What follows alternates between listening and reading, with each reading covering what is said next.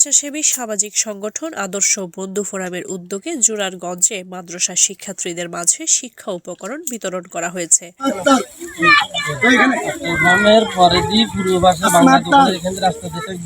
শনিবার 14 ফেব্রুয়ারি রায়পুর ইসলামিয়া সুলতানিয়া মাদ্রাসা ও এতিমখানায় 150 জন শিক্ষার্থীর মাঝে এই শিক্ষা উপকরণ বিতরণ করা হয়। বন্ধু ফোরাম দীর্ঘদিন ধরে পালন করে থাকে।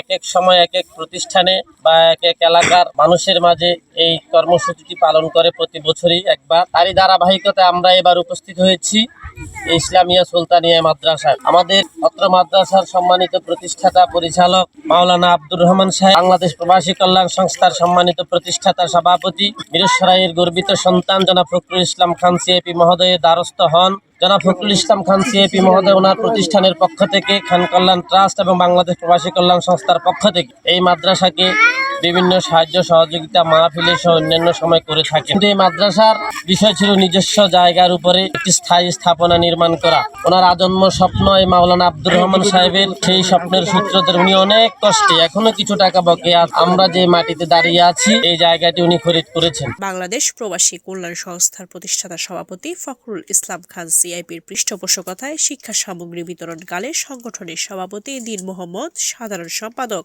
ইঞ্জিনিয়ার নুরুল হুদা ভুইয়া, এফআইকে প্রোভাইডি লিমিটেডের উপদেষ্টা জিয়াউদ্দিন বাবলু, সাবেক সভাপতি মোহাম্মদ সালাউদ্দিন, সহ সভাপতি মহিম উদ্দিন, সাংগঠনিক সম্পাদক ফয়সাল ভুইয়া, অর্থ সম্পাদক মোহাম্মদ আলমগীর সহ মাদ্রাসার শিক্ষকরা উপস্থিত ছিলেন।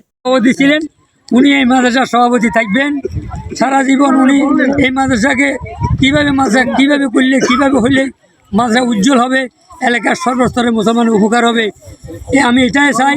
আরেকটি কথা হলো যে এই কথা, এই মাদ্রাসার জায়গা কিনতে গিয়ে 36 লক্ষ টাকা খরচ হয়েছে। এর ভিতরে 22 লক্ষ টাকা দেওয়া গেছে, আরও 14 লক্ষ টাকা খরচ রয়েছে।